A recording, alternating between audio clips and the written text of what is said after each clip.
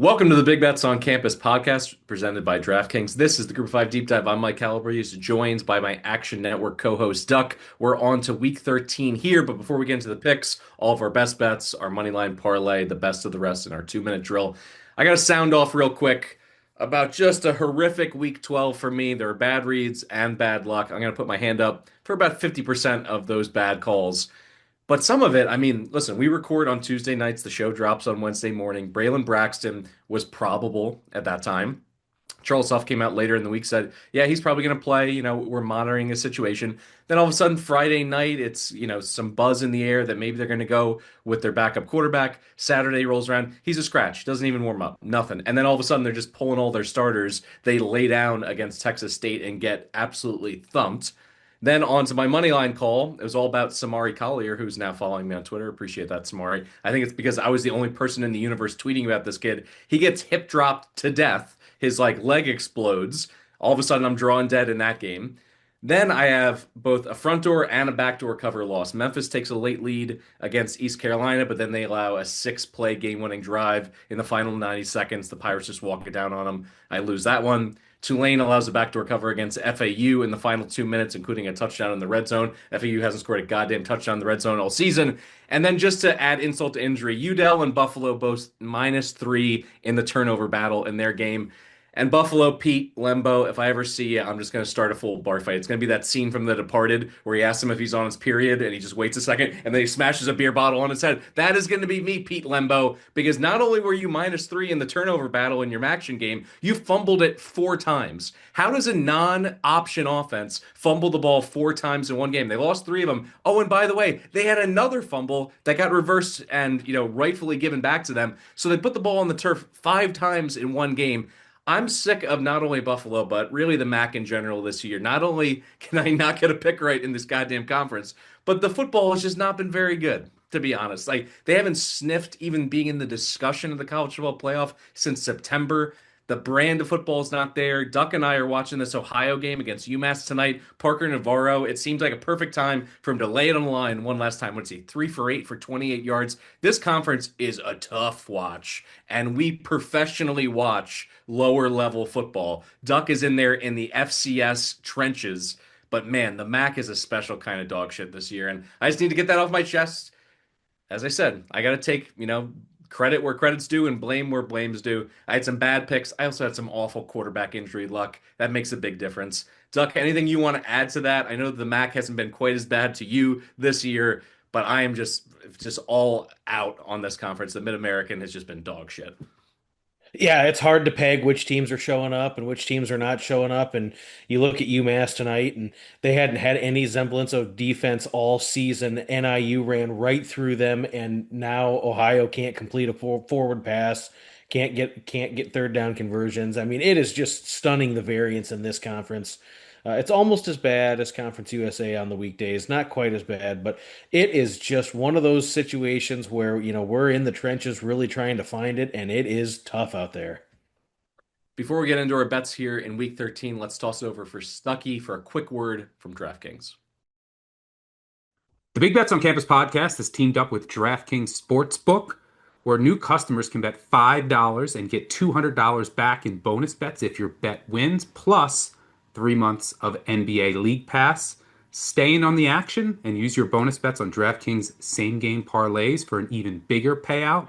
To get started, use promo code BBOC when signing up with DraftKings. Again, that's promo code BBOC when signing up, and bet $5 to get $200 back in bonus bets if your bet wins, plus 3 months of NBA League Pass. The crown is yours. Thanks, Duck. Now, as we get into our best bets for this week, if you'd like to tail some that you're hearing in today's episode, look for the quick slip link in the podcast and video descriptions, or visit actionnetwork.com/bet now. That's actionnetwork.com/bet now to get all of our best bets. Or even better, sign up for Action Pro, where you're going to get immediate notifications anytime an Action Network expert logs a bet. So that means Duck, Stucky, Colin Wilson, myself. You want to get the best bets at the best prices. You don't want to be on the wrong side of a hook this time of year in football. football and college hoops. It's the same. You want to get those best numbers. In fact, it's not only the best time of year to get in, it's also a time of year where we start throwing out some great deals. We got Black Friday deals. So let's talk right now. Best deal on Action Pro as part of our Black Friday pre-sale, which is live right now. You can sign up and get $40 off an annual subscription, which is our biggest sale of the entire year. You'll get access to real-time money percentages to see where the smart money is flowing on bets. You'll also get access to NFL player prop projections powered by Sean Kerner and his predictive analytics team. And soon, Nick Giffen will fire up his unbelievable men's college basketball prop projections. If you followed him really in the last 5 years during March Madness, he's been a printing press. So you want to get in and be able to get Nick Giffen's numbers on his props at the best prices. The best deal of the year runs through Sunday, so just go now to actionnetwork.com/pro to sign up to get $40 off an annual subscription.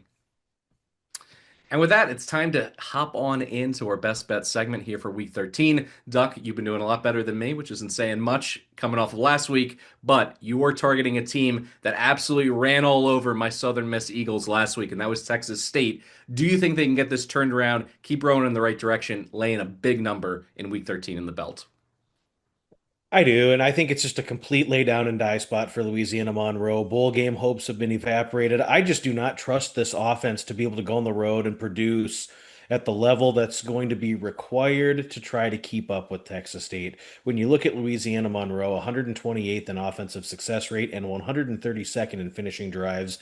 This team is so run heavy, and they're just not generating enough punch along the offensive line. I'm just not convinced that this team is going to be able to keep up. They're going to try to play slow. They're going to be run heavy. They're not going to be able to stay in the game much past the second quarter doing that. And we look at Texas State here. Their passing offense should shred Louisiana Monroe's defense, and the ground game could gash as well. We saw a similar type of setup when Southern Miss played Louisiana Monroe, and they were throwing a couple deep shots, and then the ground game really got humming and was really able to gash Louisiana Monroe. And so I think we'll see Texas State put up a massive number here. I don't think the Warhawks are able to keep up. It's a big number, but I'm not afraid of it here with the Bobs at home. Lay the 18.5 with Texas State. I like that one. I think there is something up with this Monroe team that had a little bit of fight in them early in the season. Certainly could muck games up, but Texas State wants to play fast. The offense didn't look better than it has all season long than it did in its very last game. They had that explosive passing game going to balance out with what they can do on the ground. So there's really no option for the Warhawks to be able to slow them down on that one. I'm going to go an offense that was cooking for about 6 weeks throughout the season, and it all centered around Walker Egan, and that's the San Jose State Spartans. But I think the wheels are falling off this team because I'm going to go under on their team total here, sitting at 17.5. And here's your overall update on SJSU. Bowl eligibility now out the window. Egan, as I mentioned, he was pulled from his last start against the Nevada Wolfpack. He was 11 for 23 for 74 yards and 3 picks in that game. Danny Scudero is now clearly thinking about the transfer portal. Keep yourself healthy. He's going to get himself a bag this offseason to play slot receiver for either Power 4 team or a much better G5 program. And the Aztecs, due to a logjam of 4-2 teams behind them, they need to keep winning to ensure a trip to the Mountain West title game. So I think that's going to be premium effort from this defense that has been lights out this entire season. But when you look at particularly their performance at Snapdragon Stadium, they've been special. This is probably the best defense they've had in the last 25 years. They've allowed just 7.6 points per game at home, including matchups at home against bowl-bound Cal and Boise State. So it hasn't just been a fortuitous schedule. They've beaten the crap out of the teams that's been put on the field for them. So I look at this San Diego State defense, and I think they're going to have an opportunity to not only get off the field, but then also be protected by an Aztec attack that is leaning more and more towards the run down the stretch, and that means a heavy dose of Lucky Sutton in this one. 23 carries per game across his last four. It's helped them play keep away, and they also play at the slowest pace in the Mountain West, 124th nationally. So 17.5, if I told you this even 3 weeks ago, you would have said this is a must overplay on SJSU. But I think at this point, There's a lot of buzz within the program. Where are players leaving? Where are they eyeing in terms of the portal? As soon as you hit that point beyond your sixth loss, and there's nothing really to play for, this isn't necessarily a natural rivalry by any stretch. They're not close in terms of California, in terms of the areas that they recruit into Northern California and Southern California. So it's just difficult to get up for a game like this and to say all of a sudden, after laying an egg against Nevada, one of the worst teams in the conference, they're going to bring their A game. Final stat dump here before I kick it to you for your thoughts on this one, Duck. San Diego State pass coverage this year. Ninth in coverage, second in passing success rate defense, and 40th in havoc. I think they're going to be all over the Spartans in this one. Do you agree with this team total? I actually have two for my best bets this week. Let's start here. What do you think about SJSU selling the Spartans? Yeah, I mean, we've seen San Diego State lights out at home on defense this season. They just play really well in that stadium. They were completely able to shut down Boise State. They've also shut down Wyoming, California, Stony Brook, and they really shut down Colorado State at home as well. They allowed two cheap scores when the game was much decided. But yeah, San Jose State is just in free fall, losers of 4 out of 5, and just really looks so choppy on offense. I just don't understand the fall off, but it has not looked good for weeks, and I don't think it's going to be particularly close on Saturday night. All right, let's stay in the Mountain West here. You're targeting an under between New Mexico and Air Force, and the big headline is no Liam Zarka. How much of an impact does his absence have on this matchup, in your opinion? Well, it's a huge impact. I mean, we saw it at the beginning of the season when they were rotating quarterbacks that they couldn't throw the ball. They didn't have a lot of offensive zest. They didn't have a lot of explosivity in the run game.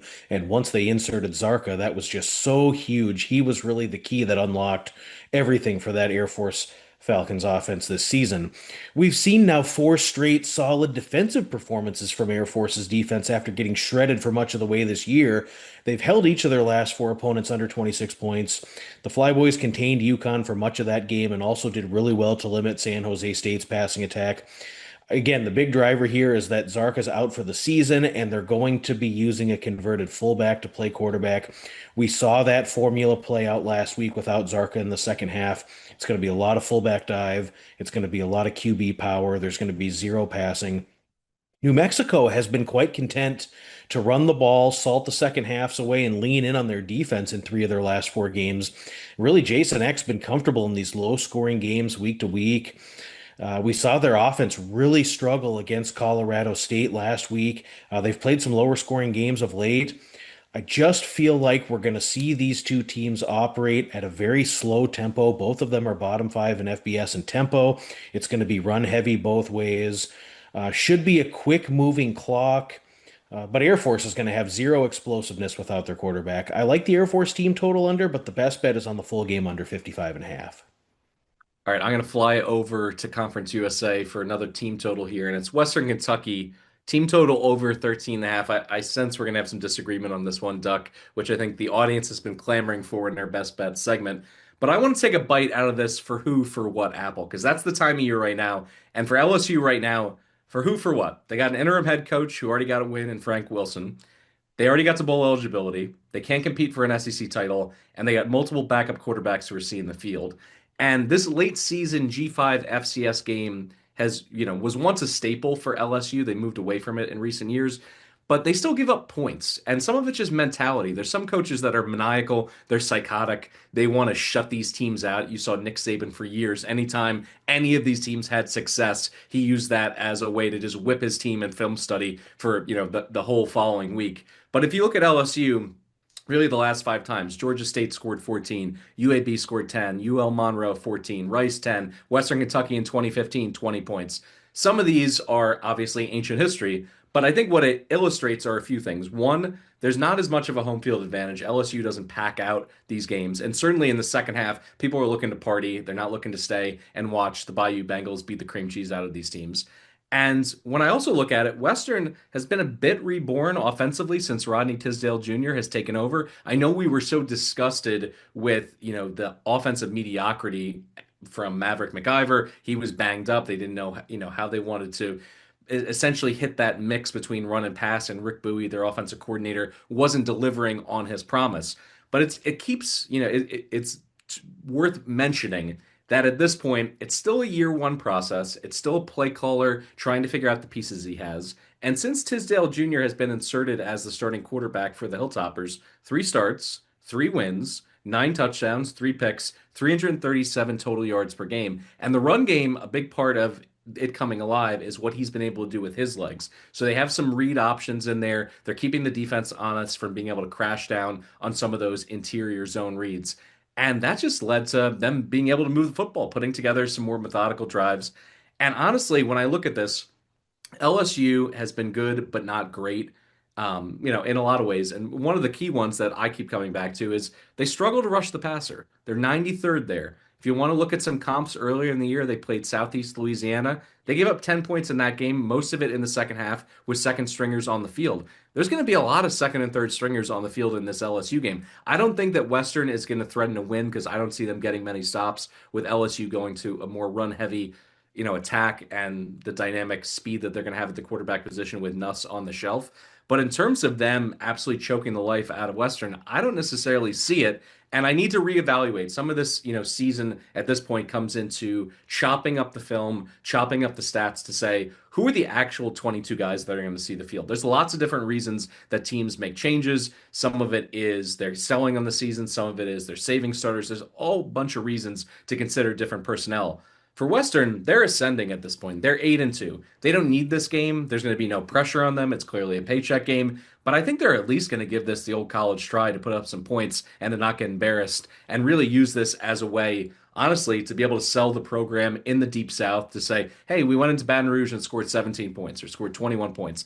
Those would both be a green check mark for me on a bet like this. I was surprised to see it below the key number of 2 touchdowns. And like I said, this LSU defense, they can be fire breathers in terms of the athletes they put on the field, but I figure for about 30 minutes, I'm going to get their second and third stringers. Talk me through if you disagree, if this is just, a money stays on the sideline kind of play. I know that you're not a big believer in Western. You think that LSU is going to lay the hammer. I'm like halfway there with you. I do think they're going to lay the hammer offensively, but I think that leaves this door open for points in the fourth quarter. Yeah, I could agree with that. I mean, I think we're going to see a couple of things here. If I'm Western Kentucky, I don't necessarily know why I'm showing up for this one because the game they really need to be able to move forward with all the preseason goals set forth is next week when they play Jacksonville State for a chance to go to the conference title game. So at the first sign of adversity, or if you get a guy injured, maybe you start to kind of fold up the tent a little bit early. But I think LSU will score a ton of points. I think this game will be one that's decided with wide margin. But that doesn't necessarily mean Western Kentucky can't go over the team total. If LSU is winning a game 49-10 in the fourth quarter and the game outcome has long been decided and everyone's got their backups in, there's a very realistic chance that Western Kentucky is still throwing it around with their second platoon and working on reps, working on some things. Yeah, they could punch a cheap one in here for sure. So the total is very low. It's low for a reason, but I think there's a pretty decent chance that we get a lot of garbage time in this one. I don't think the plays are necessarily anti-correlated either. If LSU, which I have a play on LSU minus 22.5, they could score a ton of points, as you had mentioned, running the ball all over Western Kentucky's poor run defense. But there's going to be so many snaps in this game, and there's going to be a lot of opportunities for Western Kentucky to throw it around on that second string. So, yeah, I could see that. 4 minute offense time. We've talked a lot already about the Mountain West Conference. Let's stick there for this matchup between a Hawaii team that has exceeded expectations at every turn and a UNLV team that I think rightfully so. Avid gamblers, they've been saying along the way, this team is fraudulent. This team has been so fortunate to have the record that they do. But at this point, they are a short favorite at home on the fast track at Allegiant. Walk me through this matchup between the Bows and the Rebs and what you're seeing. Well, it's a really important game as far as the actual Mountain West standings are concerned. Both these teams are still right in the thick of the race here. This should be a really fun game. We've started to really see the Hawaii offense take really good form in the run and shoot variety under Timmy Chang, really for the first time during his tenure. We really didn't see it with Braden Shager, and we really never got to see it the first couple of years with him. But what's really unlocked it for Hawaii has been Pofele Ashlock and Carson Pupunu that have come back healthy at the receiver position to complement Jackson Harris. Since coming back from injury himself, Micah Alejado has thrown 16 touchdown passes with three touchdown passes each in the last 5 games. And you look at the Bows, they're scoring a bunch of points.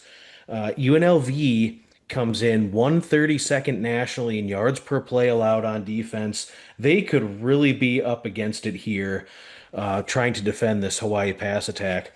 The UNLV secondary has been torched all season, and now you get Hawaii on that fast track with the run and shoot concepts, which will be unfamiliar to UNLV. I think the Bows will feast offensively. Now, I think UNLV will also counter here, and their explosive rush offense could be a problem for Hawaii's defensive front.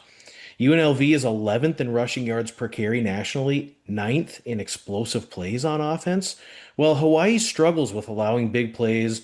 And in recent weeks, they've given up 630 yards against San Jose State, 500 to Air Force, and 435 to Utah State. UNLV is going to move the football here.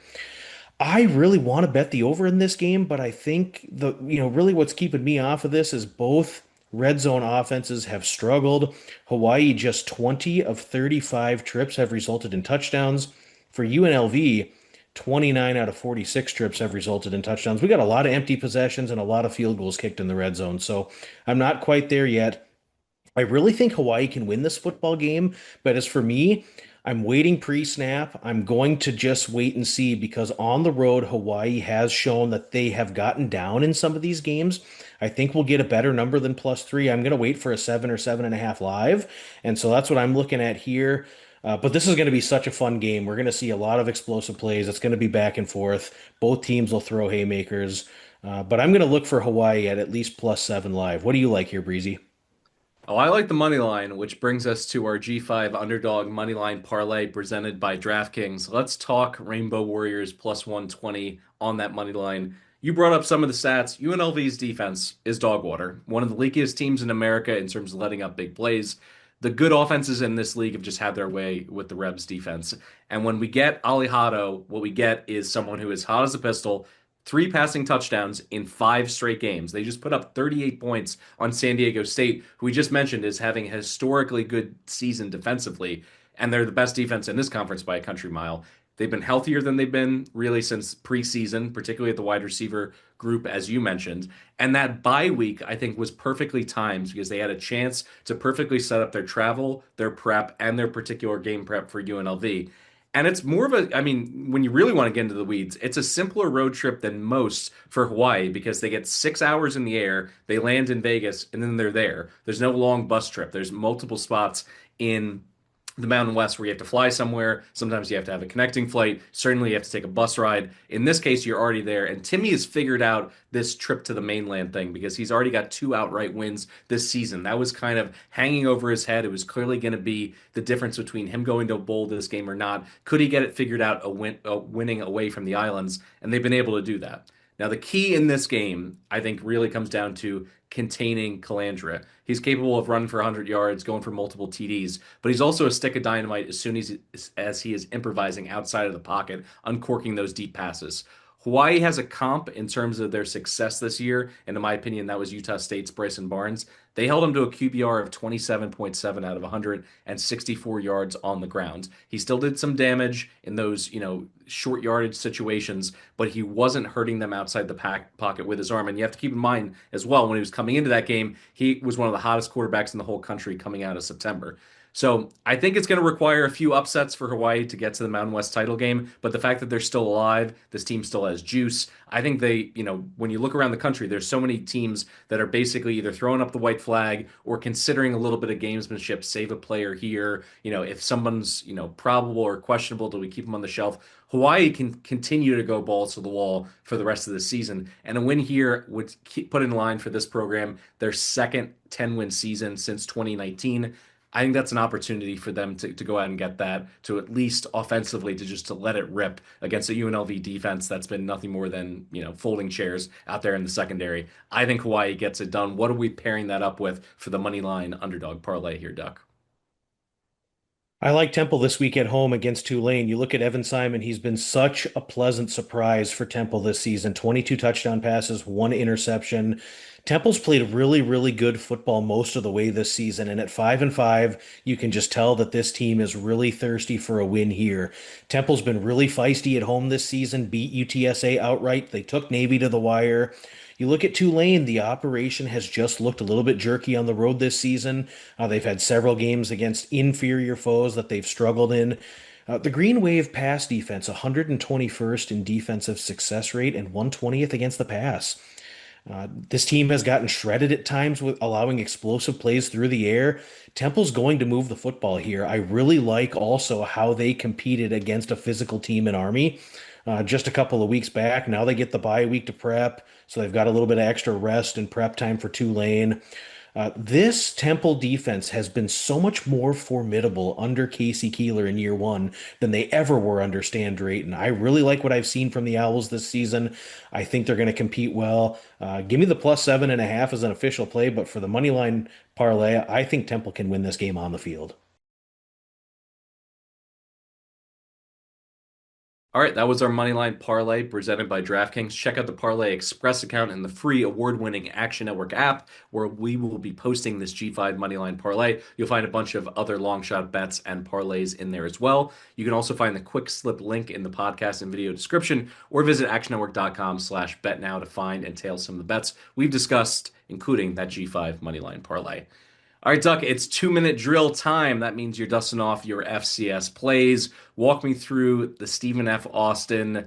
Remind me their nickname. I know that Jeremiah Trotter. Lumberjacks. He always had that cutting down the tree celebration for those Philadelphia Eagle fans out there. His son also making it to the Eagles. Stephen F. Austin, a team near and dear to my heart. They're laying a huge number this week. Explain why. Well, they're playing an absolute bottom five team in FCS in Northwestern State.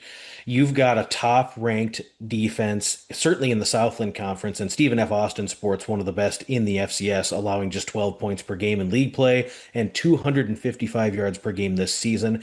SFA is going to completely shut down this pedestrian Northwestern State attack.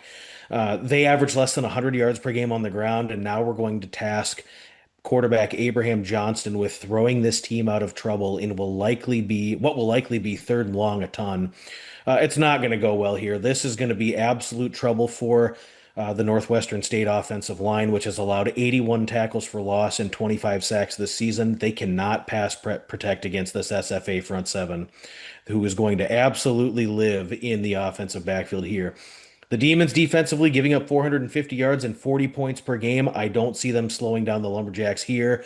This is a complete mismatch. This game's on Thursday night. I like Stephen F. Austin, anything 34.5 or less.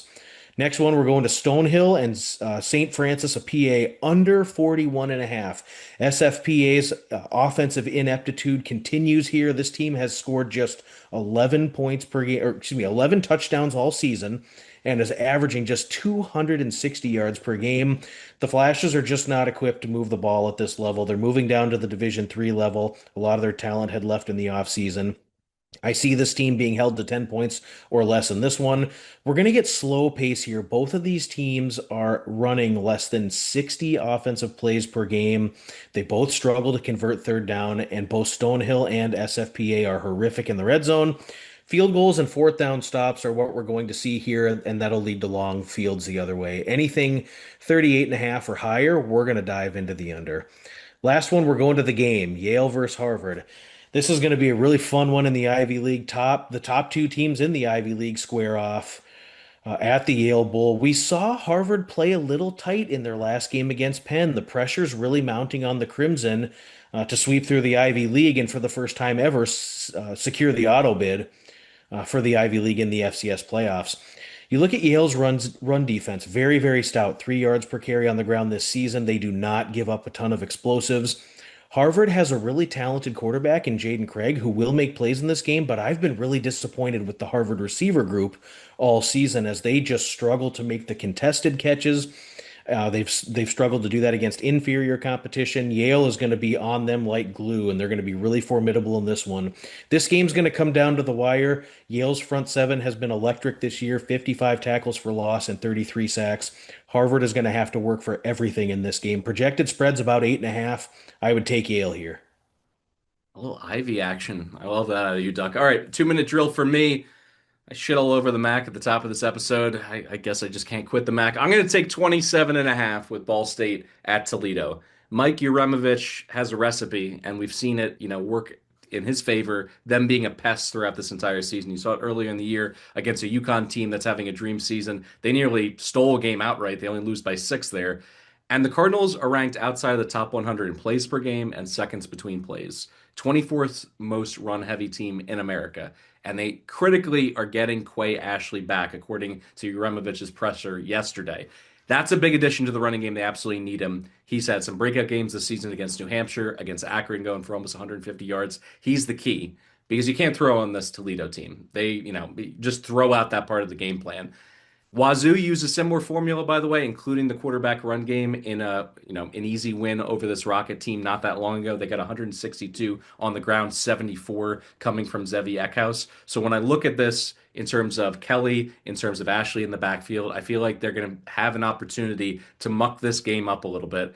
And let's not forget, this is Candle as a favorite. In his last 20 at home as a favorite in this conference, he's 11-9 against the spread, despite having a huge talent advantage every single time that his Rockets take the field. So I look at this, I look at the look ahead spot for Central coming up next with a chance to potentially get your way back into the MAC title game. All that's on the table for Toledo. You can't tell me that they're not looking ahead in a spot like this. All right, I'm going to go off the board here. I'm going to go Clemson, laying 42.5 against an FCS foe in Furman. Dabo has never missed a bowl game as a head coach of Clemson, and his magic number obviously is 6. He's one away. Listen to him in the post game, the last couple games. He's playing that us against the world. Everyone quit on us. They wrote us off, but we didn't write back. All that bullshit that Dabo loves. He's getting it to work a little bit because you look at how well his defense has played recently. Held FSU to 10, held Louisville to 19 in an upset. Furman's defense, by the way, on the other side of this, if they can't score that many points, I think their defense is just going to get absolutely rolled in this one. Their 3 top opponents in the SoCon this year put up monster numbers on the Paladins. Western Carolina won 52-7, Mercer 52-28, Chattanooga 45-28. The Dins are 96th in total defense, 93rd against the pass. The only reason they're not at the very bottom of the FCS in scoring D is because their red zone defense has been pretty good. This whole play is predicated on how Dabo treats lousy FBS and FCS teams in November. When you look at those last 6 games that he's played against teams either from the FCS or, just paycheck games in general, 51-14 over the Citadel, 44-7 against UConn with Randy Edsall, 59-14 against Wofford, 61-3 against the Citadel, 28-0 against Georgia State, 52-6 over the Citadel. The reason I'm bringing all these up, as I mentioned earlier, in terms of LSU not caring about absolutely stomping on somebody, Clemson does. Clemson uses this as kind of that springboard often into the Palmetto Bowl. They're playing well. He wants to see his offense play 4 quarters of good football. He really hasn't seen it all season long. I think he's going to take an opportunity here. In those games, those paycheck and FCS games, they averaged just 7 points allowed, dropped north of 54 times. So I'm going to go ahead with the Tigers. I'm going to close this out with Jacksonville State. There's just no respect for this team. They're laying 1.5. Only 5 teams in the country run more than the Cox, and Cam Cook is a god among men. He continues to lead the nation in rushing yards, broken tackles, and yards after contact in the G5 level. He's top 3 nationally in all of those stats. Can FIU stop him is the question. No, they can't. They absolutely can't. You can't look at their resume and say all of a sudden they're going to become fire breathers in the box. They're 117th in line yards. They're 121st in stuff rate. He's going to get to the second and third level and just rip massive runs in this game. I'm going to lay the points with the Cox. All right, Duck, any final thoughts here as we close the book on our predictions in week 13? Yeah, the G5 specifically has some really exquisite conference races that are starting to take shape. Conference USA still has 3 teams alive, but then you look at the American, there's a ton of teams that are log jammed at the top there. The Mountain West still has 6 teams that are mathematically alive. We've got the MAC that has a ton of teams really jumbled at the top there. The Sun Belt's kind of done it the right way because they've got the divisions, so we kind of know what's going to happen there. Interestingly, for Southern Miss, really the game that matters for them is next week as well. So it'll be interesting to see how they approach that one this week against South Alabama. But a lot of fun football left to be played. We're really coming down to the home stretch here with this week and next week. I'm really excited to see how it all shakes out, and we're going to keep working hard to try to get you to the window. For Duck, I'm Mike Calabrese. That'll do it for today's episode of the Group of Five Deep Dive under the Big Bets on Campus banner, presented by DraftKings. As always, thanks for tuning in. A programming note: on Monday, we are going to have a special episode over on YouTube. I think it's also going to hit your podcast feed. Feast Week, a full preview of all the tournaments for Feast Week on the college hardwood. We're going to get into the teams that we like to win them, some of the set matchups as well that have spreads out on them. We even get into some projections for Bart Torvik and Evan Mia to be able to give something a little bit forward looking that's actionable. So when you listen to it, you don't immediately have to put in a play. Don't forget to download the free award-winning Action Network app and leave us a 5-star rating and review. And also throw in comments if you want to have more college basketball coverage earlier in the season. We'd love to listen to our fans and deliver for you guys. I'm also going to pick out the new 5-star review and give out another $10 future for the 2025 season for football. Or if you want to look into the spring for college hoops, I'm happy to fund that one as well. You can hit me up on X once I read off your review here on the show. Also, remember, if you want to tell some of the picks that you heard in today's episode, look for the quick slip link in the episode description. You can also go to actionnetwork.com/betnow to have access to all the games that we just discussed and all the angles. If you haven't already, please, please, please subscribe to our YouTube channel. Search for BBOC, and you're going to have access to all of our college football and soon-to-be college basketball content moving forward for the rest of the year. Thanks for listening to the Big Bets on Campus podcast, and as always, best of luck with all your bets.